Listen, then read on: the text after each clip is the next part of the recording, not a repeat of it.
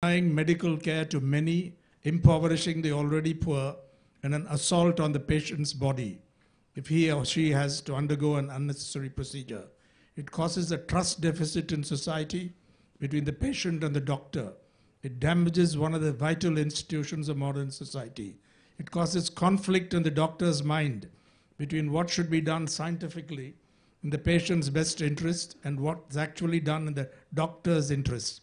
So you talk about confused thinking for the doctor, and I think the tone there is, and the content is rather different from what you said here. But I just wanted to question one assertion you make, or invite you to explain it or defend it.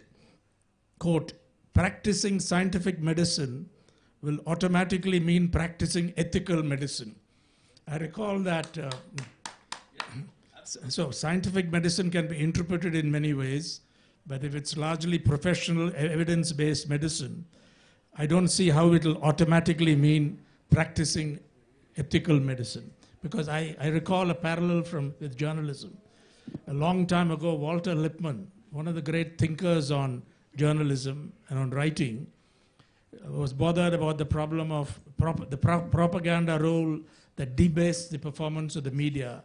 And he considered professionalization, whether it could be an answer, and came to the conclusion professionalization is no antidote to the malpractices in journalism, including the propaganda role. But how would you defend it, this particular statement?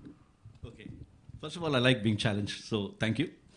The first thing is that, first of all, I must define what did I mean by scientific medicine. I am a hardcore believer of the Popperian view that in science, you make a proposition which is subject to falsification. If the proposition is not subject to falsification, it's not a subject for science.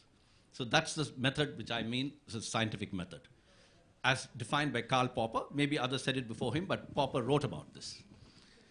Therefore, I believe that if you get a patient who does not require an MRI, you won't send for the MRI. So you won't get the kickback. So that if you are only going to practice scientific medicine, and you know that this patient needs an MR, and therefore I'm going to send him for an MR. And if I am affected by the fact that I'm going to get 3,000 rupees for that MR, then my brain is already altered. So I'm not following scientific medicine. Therefore, I will be ethical. That's, in simple words, what I meant. But how is it automatic? If you are always scientific, then that thought comes in. When I offer you a surgical procedure, is it because it's the right thing to do, or because I'm going to make money out of it? If it's the right thing to do, it's because I'm scientific. If I'm going to make money out of it, then it may be scientific, but it's also because I'm going to make money out of it. It's distorted. Yes. Oh, tautology, okay. I want to defend here the practice of liver transplantation in India. I've given a lecture, in fact, in Chennai about 3 months ago on the history of liver transplant. It started really when Rajiv Gandhi came back from one of the tours abroad, and he said, why aren't we doing heart and liver transplants in India? And the health minister set up a small committee, health secretary. I was one of the 4. And we defined that there were 4 things that we needed.